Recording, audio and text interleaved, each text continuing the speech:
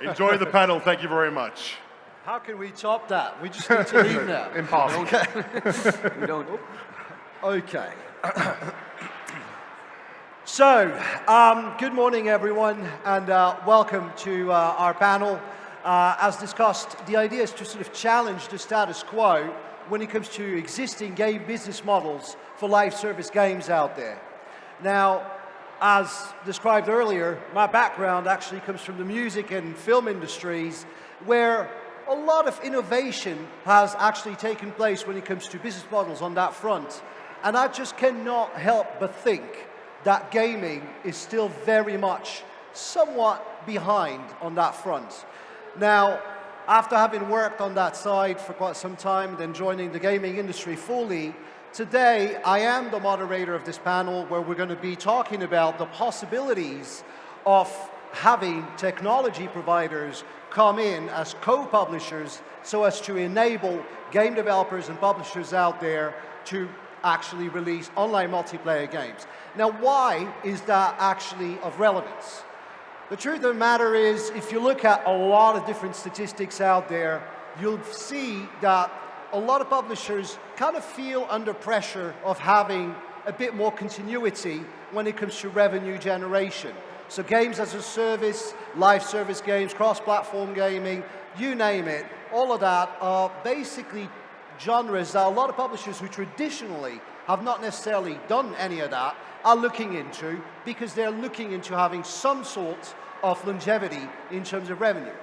On the other hand, you have developers who just do not have the in-house skill set or have a substantial amount of tech debt that is there that will not allow them to actually take on some of these projects.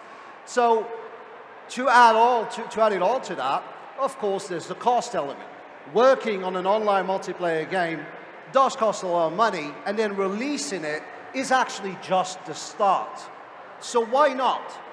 Why not take a step back and have a conversation with a developer, with a back-end provider, with a publisher, and myself as a hosting provider, to basically see if we can find some common ground and establish a bit of a blueprint as to what kind of contract could potentially work following that approach. If all else fails, you're just going to be witnessing four middle-aged men arguing on stage. But otherwise, with a bit of luck, today we'll be making a bit of history. But without further ado, Stéphane, thank you very much for joining us. I know you've held a bit of a talk yesterday about yourself, but very briefly, tell us a bit more about what you do at Shiro Games, and more importantly, what does Shiro Games do? Well, thank you, Mehdi. I have quite an extensive background, and you've been mentioning live ops and game as a service. And for those of you who remember, my first encounter with live ops was Ragnarok Online. You know, at that time we had like 55 million players worldwide.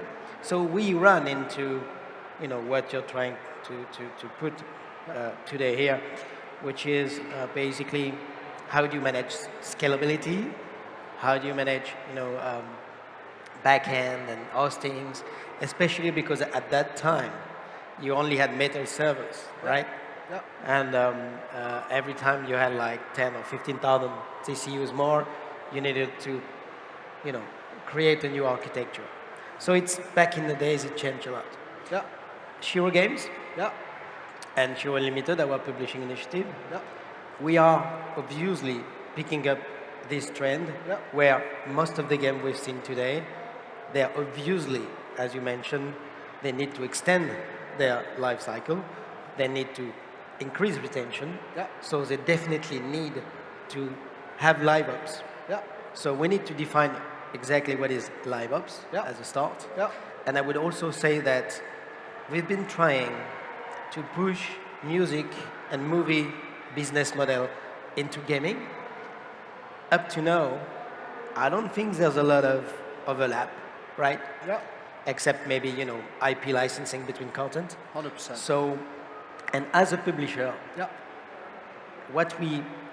publisher and game developer, the good thing about Shiro is like, we're a developer, we're a publisher altogether. If I was only a publisher, then I would rely on the developer to tell me what is the best option, what is the best solution, to obviously being able to implement a roadmap for delivering content to my user, because at the end of the day, the player doesn't give a shit. That's right. About how the content is delivered to him, right? 100%. So, 100%. So basically, we rely on our internal expertise to do the right choices. Okay, thank you. For any other type of publisher, you rely on the developer. Yep. And for me, as a publisher, I own my P&L. I don't want to share revenue with too many parties. Yep. And on a legal standpoint, I want to own everything. And I want to be able to walk away at any time. And I also want to make sure that I can choose in different parts of the world, different backend and different hosting providers. So for me, at the end of the day, it seems very far away that at some point we could meet.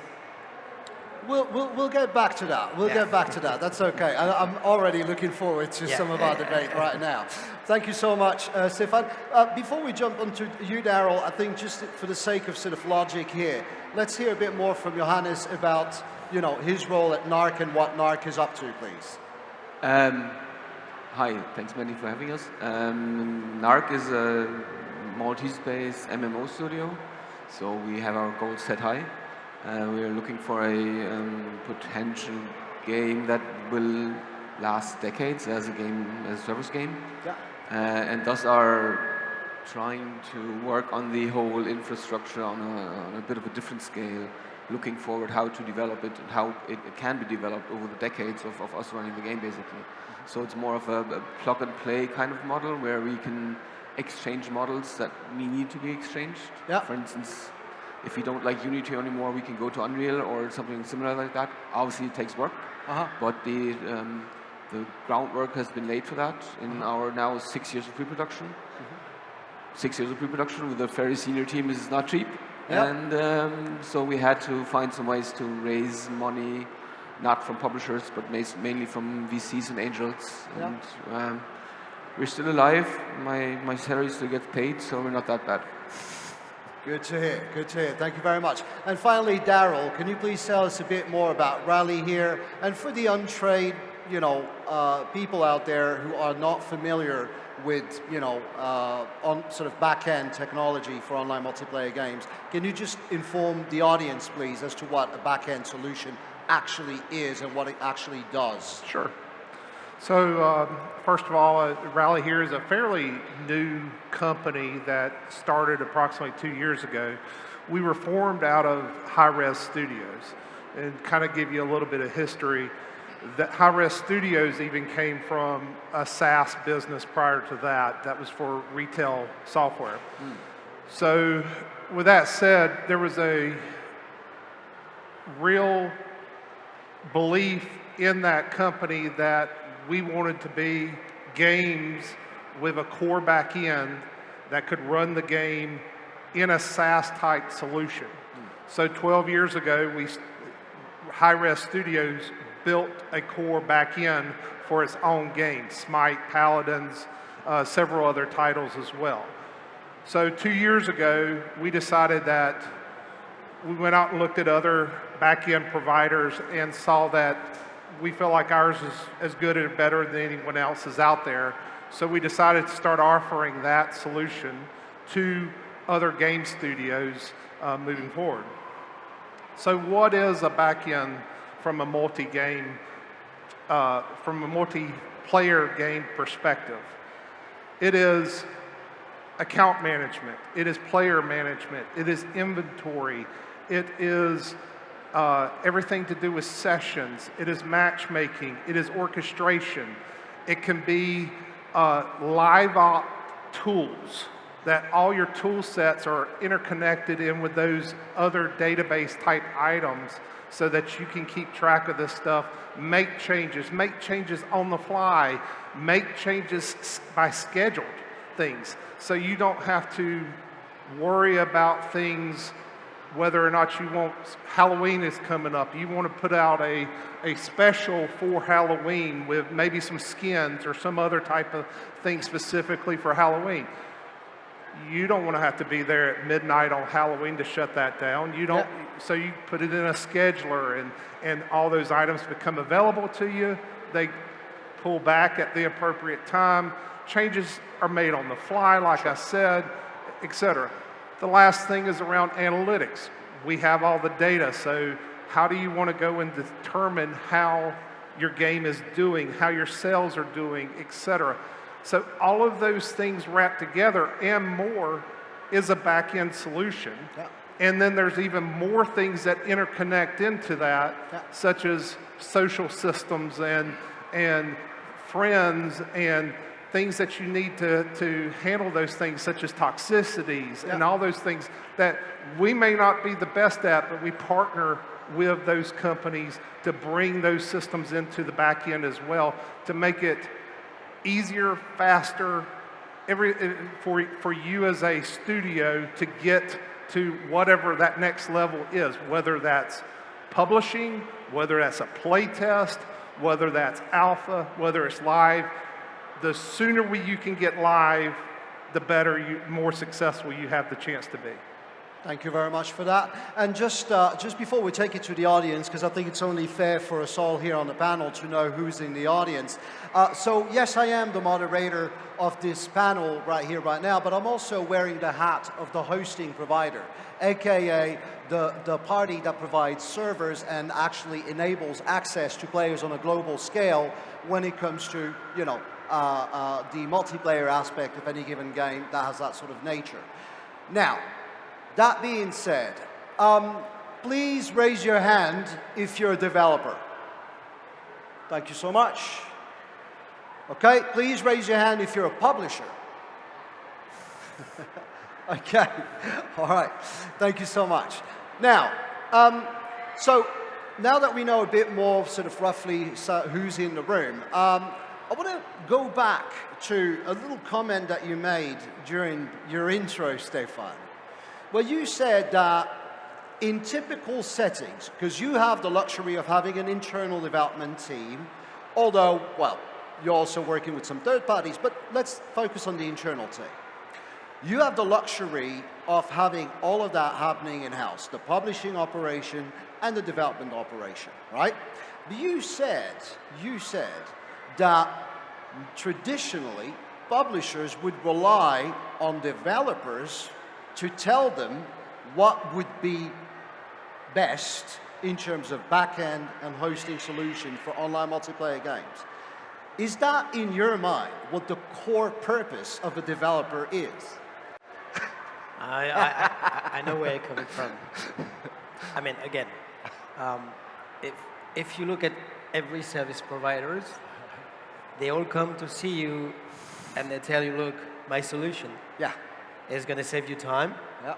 And actually, I have a solution for everyone, which ultimately is maybe a solution for no one. Yeah. So whether it's SAP in accounting or whether it's a back-end solution, you know, it first of all starts with what it is that the developer wants to build, right? Yeah. Yeah. How you want to build it. Yeah.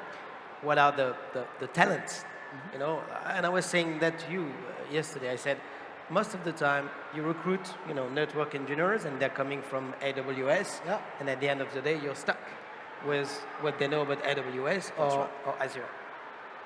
But for me, most of the time, and that's important, is even if we're working with you guys, you know, there's a tremendous amount of work to make sure that the game and your solution are interconnected. And that means, at the end of the day, that in any case, for a publisher, you need to have a certain knowledge of what you're doing. 100%. 100%.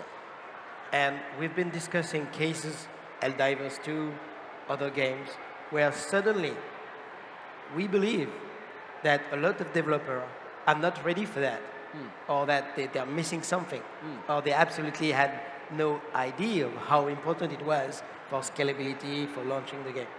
I think they do. And I think they do. And probably when you're building your P&L and you're talking about live operation and you take a back end, there is, I would say, a due diligence to be done.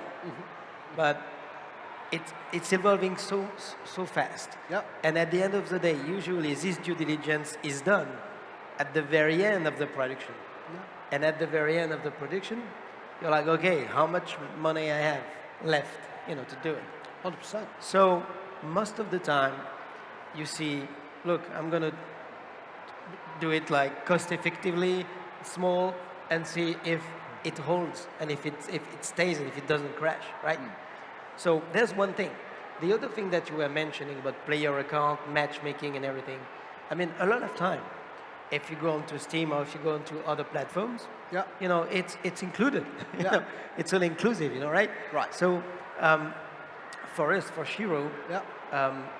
we had this philosophy of doing everything internally, Yeah. right? So we have a high resistance to not being in a position to develop ourselves what we want to do. However, like you guys were saying, when we talk to third-party development studios, Yeah. we don't want them to replicate what we've been doing. Yeah. We want them to do the best thing for the product and for the games. Correct, right? So effectively, the core focus of a developer is to really focus on developing an entertaining and fun, in the case of entertainment titles rather than, applied games, and fun games that hopefully will have the commercial viability that you're seeking as a publisher, right? Yeah. So I understand that effectively there's got to be a fundamental knowledge that needs to be there, because at the end of the day, even if you have a lawyer or even if you have an accountant and they say, yes, you can sign, it is going to be your name at the bottom of the contract. So even you should have some basic understanding as to whatever it is that you're signing. And I think the same analogy applies here, and I fully agree with you. But just to very quickly jump to Johannes, NARC is working on a very, very ambitious and fantastic sounding MMO, and you have the luxury of having some very talented engineers in-house. So obviously over the past, how many years did you say have you been in pre-production? 6 now. 6 years. Yeah. So you've been in pre-production for 6 years. And a lot of these talented individuals have actually spent quite a bit of time and therefore money, right? Yeah. Working on a solution that could have easily been accelerated by looking at, experts out there who could come in. In the best case scenario, certainly, yes. Right. So effectively, right now, because of the road ahead that you've taken on as a studio, there is a budget need that is there in order for you to indeed bring the game to life and to market. Yeah. But to go back to what Stéphane was saying, and I understand that for the case of Shiro it's a bit different, but for a publisher out there who could potentially be interested in signing their game, what if that publisher could be told, you know what, it's normally this, but from a back-end standpoint, we're bringing in a back-end provider who's going to take care of it and therefore bring in sweat equity, if you will, right, into the title in order to lower the bill, lower the ticket size. Better yet, what if a hosting provider was to come in and go, we're going to do the same, build servers, test servers, and then, of course, initial fleet, and then, be able to commission and deploy and decommission servers at will, depending, of course, on how much traction the game has. Imagine you are that publisher. You're not Shiro, you're a publisher who basically wants to get into that field. Money has become a lot more expensive. You want to really mitigate your risks. Wouldn't a value proposition as such, where a back-end provider, which normally would cost you anywhere between $20,000 and $30,000 a month. So let's call it 20, and let's call it for a year, 250 grand. So let's say that we're talking about 2-3 years. So 3 years, that's 750 grand already, right? And then there's the hosting side. What if we were to tell you that basically comes out of your involvement and you can focus on what you as a publisher do best, which is commercialize and hopefully generate revenue for everyone involved? Wouldn't that sound actually quite appealing? And again, you're not Shiro sitting on this chair. Yeah, well, we had, I remember at Bethesda, we had issue as well with, it's, I think, on paper, you know, if you can de-risk as much as possible any launch or any live ops or your life cycle, any sensible publisher should do it, right? But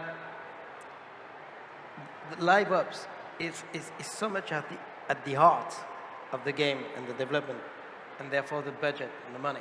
Yeah. It's like you guys are providing the services for, and you're being paid for that, right?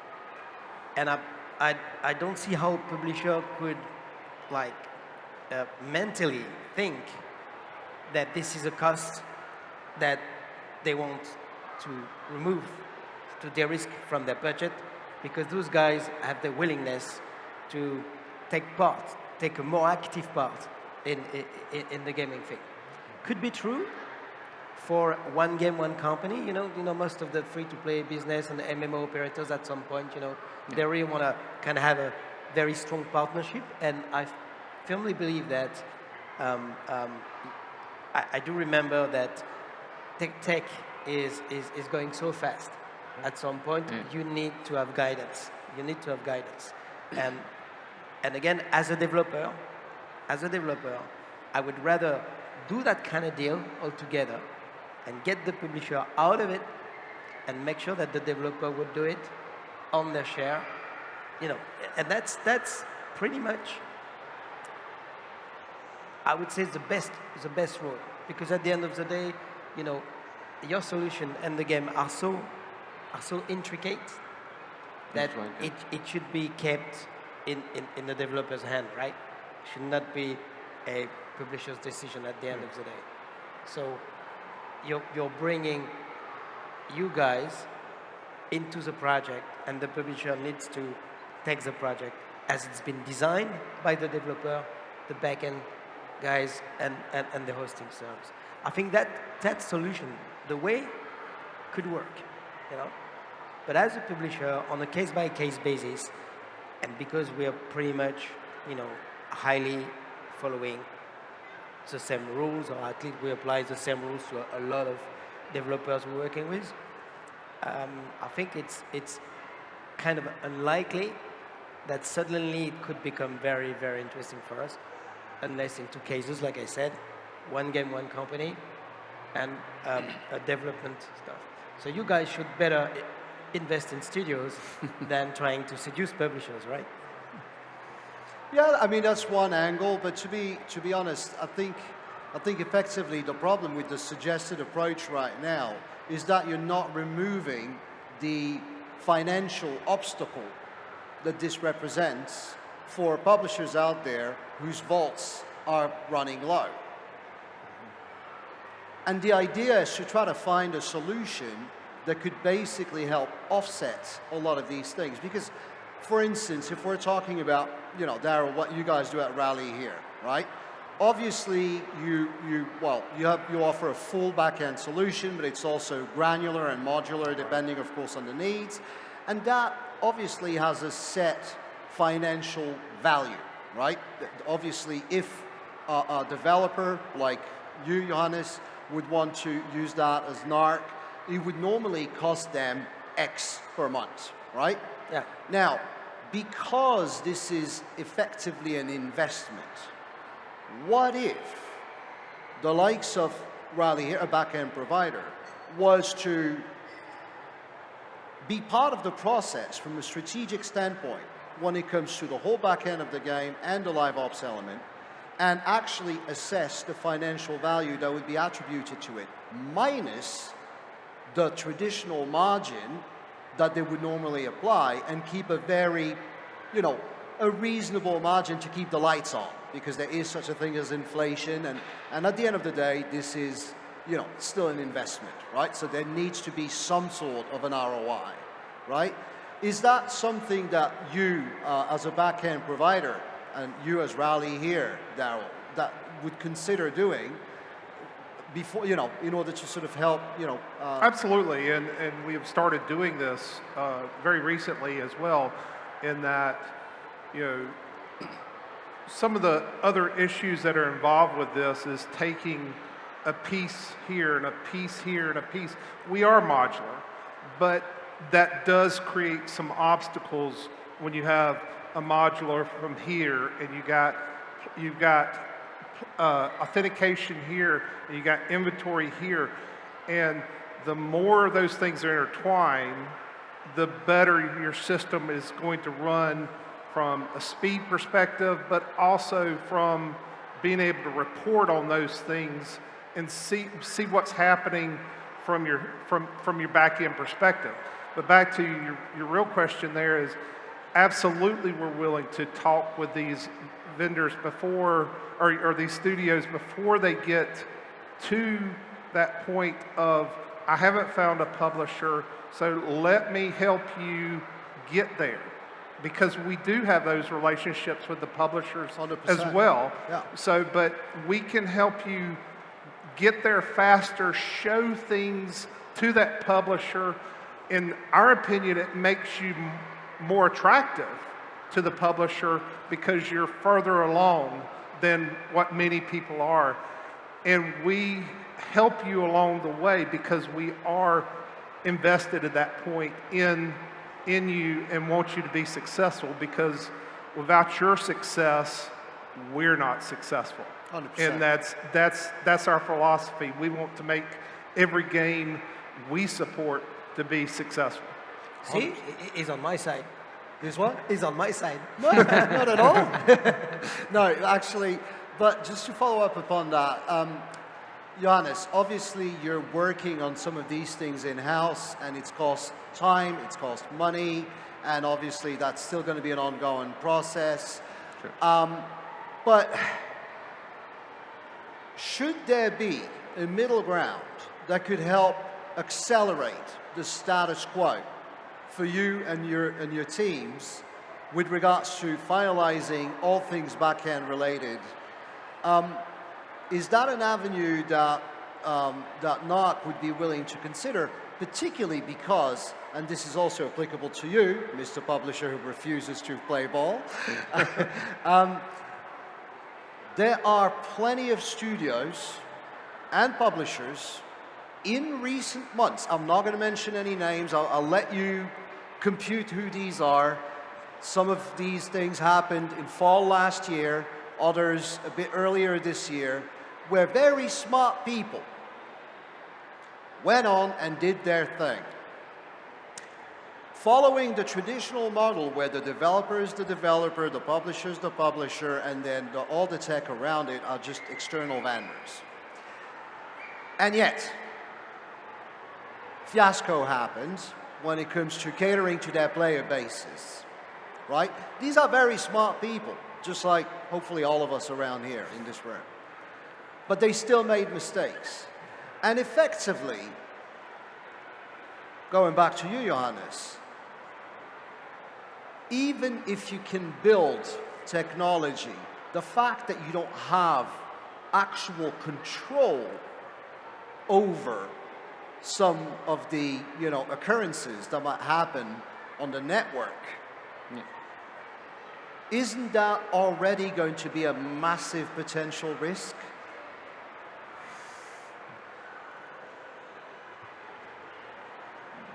Maybe. But it's also our job to de-risk exactly that and to move away from these risks. Yeah. Because we, as a developer and as a game developer, we need the trust of our players. So yeah. we want to be very again, open as possible and transparent, and work together with people that know the stuff that we hire them for much better than we do. Yeah. And for that, we do need other people and other companies, and to combat exactly that, and to be on the safe side. Because without the trust of our players, our game is dead in the water. End of story. Yeah, no, it's fair. Well, I mean, listen, I'm just going to go ahead and put it out there. And again, for this particular setting, let's assume for a second that you are a publisher who thus far has only worked on single-player games with 0 online elements attached to it, right? But you, as a company, as a strategy, as an ambition, actually want to get into the online multiplayer space. But your vaults are also hurting because, you know, well, let's not talk about the status quo in the gaming industry at the moment. But money is expensive, we all know that, right? Now, if you were in that situation, considering that the involvement from a back-end company would actually have a price tag attached to it in traditional senses, right? If we were to take that price tag and remove some of the traditional margin that they would apply on their services, keep just something marginal in there, and put it towards the actual development and acceleration of the development of the game.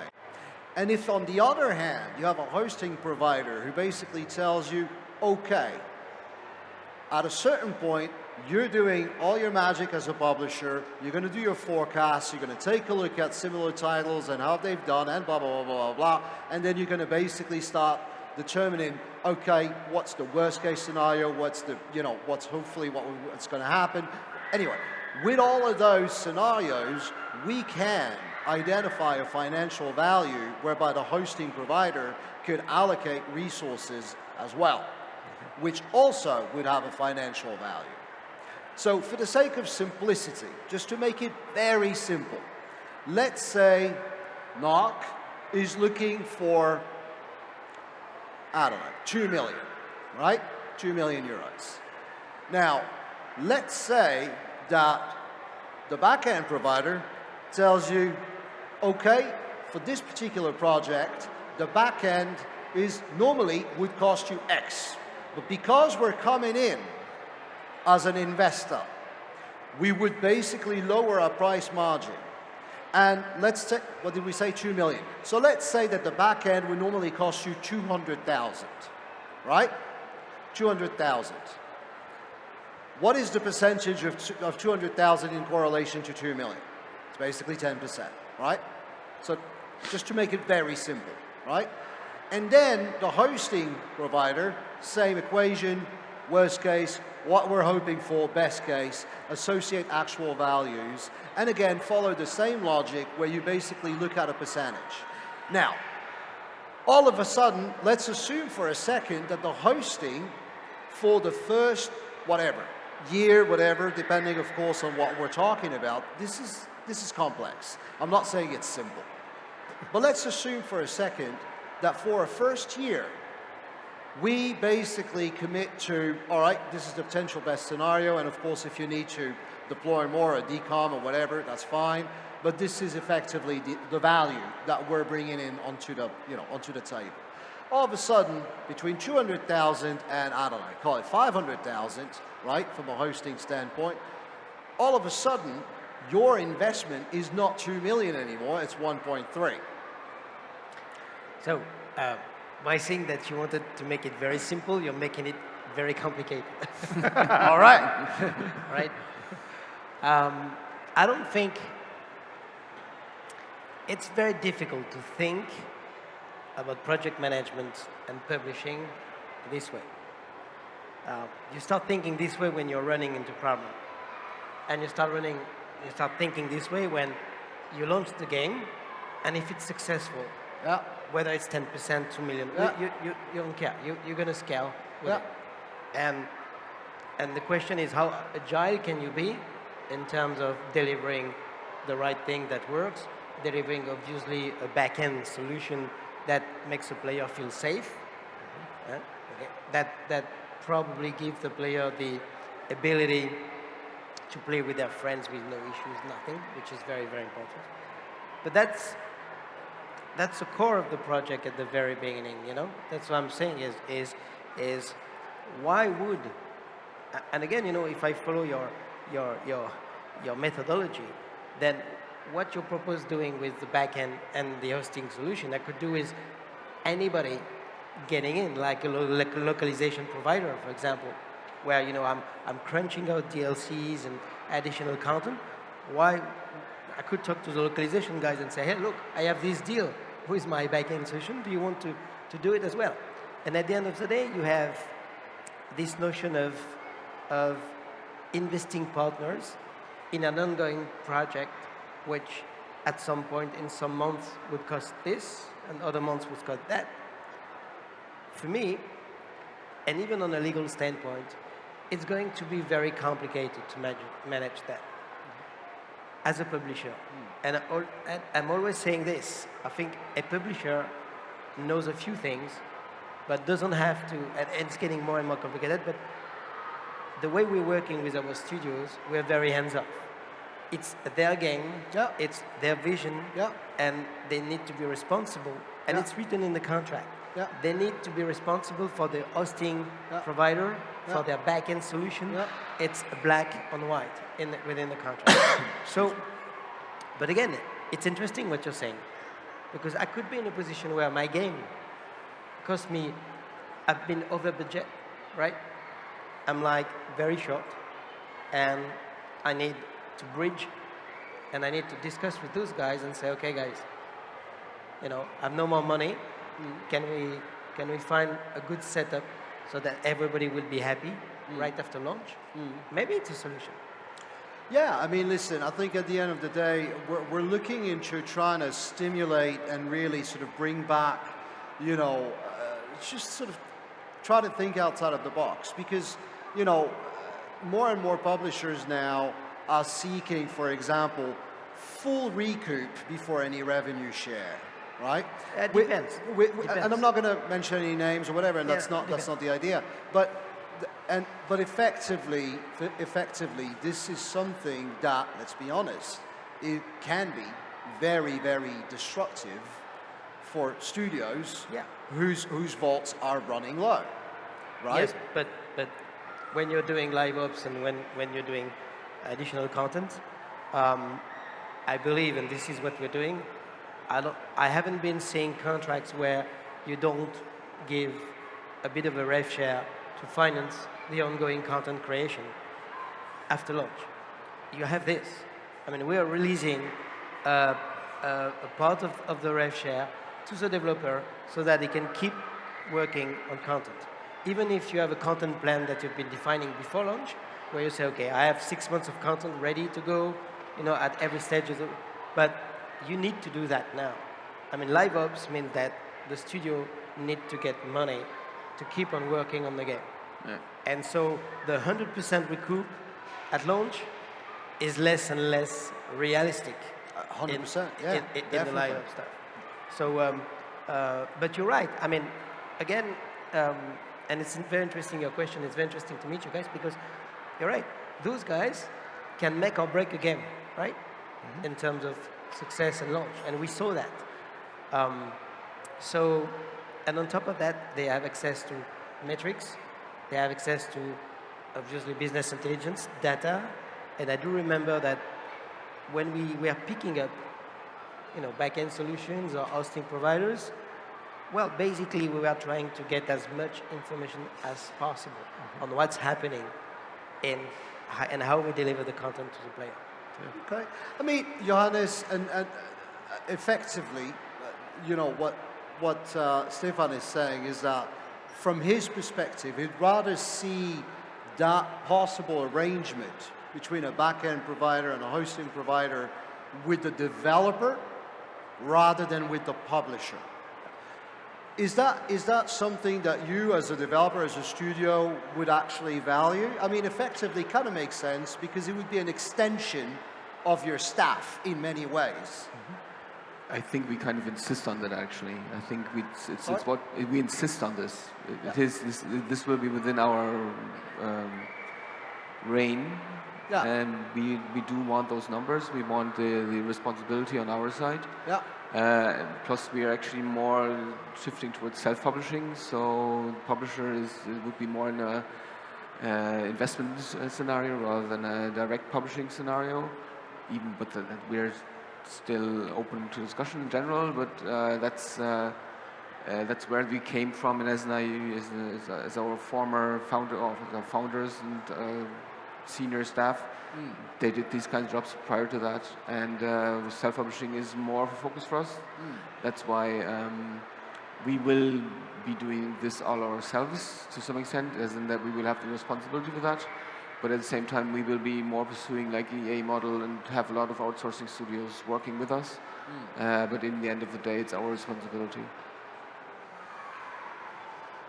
Okay. Which makes it even more interesting. Yeah.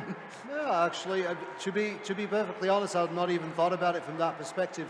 The only concern I would have, though, is that effectively, whatever arrangement could be done between the back-end provider, the hosting provider, and the developer could easily be jeopardized by the publisher. Well, I mean, Sorry. I mean, I think the developer-publisher relationship has evolved a lot, and I think the publisher learns as much from the developer and it's a joint effort. Risks are mitigated on both sides, but you're right,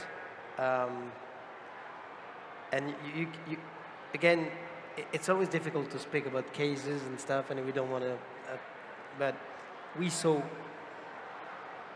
definitely saw some post-launch strategy that were really difficult for the developer. And maybe because of a lack of knowledge, of a lack of experience, and probably what you want to get from those guys is this safety net where, no guys, keep pushing, and this is how you manage post-launch, and this is how you're going to do it. So probably that's the hardest part, is you launch the game, you doesn't get the results you want, you're panicking, you're freaking out, and then probably that at the end of the day, the developer is suffering from that, and some publisher probably would be difficult. So that's the reason why guidance is absolutely necessary here. Oh yeah, sure. Darryl, do you have any concerns about that potential angle as well? Sorry, say that again. Do you have any concerns about that potential angle? Would you rather be commercially tied to the publisher or to the developer? You know, we like being at the developer level. Yep. Because we want to have that intimate relationship with those guys. 100%. So that we can work together.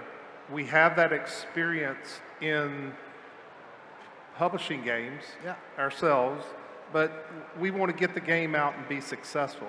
The earlier we can get in there and work with that developer with our system and say, hey, when you're doing your play tests, we're capturing data on that play test. We're seeing, you're maybe only play testing 50 users or whatever that number is. But here's a hiccup that you don't have a problem with when you hit 1,000, 10,000, 20,000. So the sooner we can get that relationship with the developer, with those play tests, the sooner we're going to be able to avoid those catastrophes and make sure those things are doing. So that relationship with them is the ultimate thing. Now, the relationship with the publisher is very important as well, but for the success of not having that catastrophe that you're referring to earlier, that relationship with the developer is first and foremost. I mean, it sounds like effectively, given the right title, the right type of game, right? The right type of publisher, the right type of developer, all of that combined. I mean, obviously, there would need to be, what do you call that, an assessment process in place that would really make a lot of boxes ticked in order to make sure that this could potentially work. But in all honesty, as long as it would be understood that everybody benefits from this, either from a technical standpoint, or from a commercial standpoint, or from a cost standpoint, and effectively the pie would need to be sliced slightly differently than your traditional sense. Is that something that you, fellow panelists, actually would feel comfortable about? Look, there's many industries that have been demonstrating that they can be really, really creative financially. Yeah. Speaking of music and movies and stuff, I think the video game industry as a global market has also demonstrated that financially we can be very creative, and there's a lot of things. So again, if it's to make a better game, if it's to have a better experience, if it's to grow the pie, you know, I don't see why it would not work. It's 100%. just a mindset. It's just a mindset that says, okay, guys, we're going to pile investments and financing, and we're going to build, you know, a financial model that works for everybody, but it will work if the game is successful, right? So probably, I believe in those models. I don't see any kind of willingness right now to make this happen. But Hold my beer. That's all I have to say, Stéphane. Yeah. Hold my beer. so I'm hanging on, and I'm pretty sure this will evolve. I mean, look, we are living a great times because this industry right now has been kind of shaken. So I think everything is now back on the table, and we can design a new blueprint. Yeah. And it's with the ideas that you're mentioning and this panel and what we are discussing that probably new things will happen. So I'm confident. You know, it depends again on the willingness of all parties. Okay, thank you. All right, so there is hope. There is Yeah, hope. there is hope. We didn't change the world, but we're going to try to get there. We're going to get there. Yeah, we will get here. All right then, well, gentlemen, thank you so much for having this really, really interesting conversation. And I actually look forward to continuing it over a beer later this evening, because I feel like, you know, we've been holding back a bit, but I look forward to, you know, bringing in a bit more emotion. To everyone in the audience out there, we hope you found the conversation to be interesting and thought-provoking. We still have a tiny bit of time, so if anybody has a question to any one of the panelists, by all means, please raise your hand and we can probably try to bring you a microphone. Can't see. No? I guess people are hungry. Thank you very much, everyone, and bon appétit. Thank you. Thank you.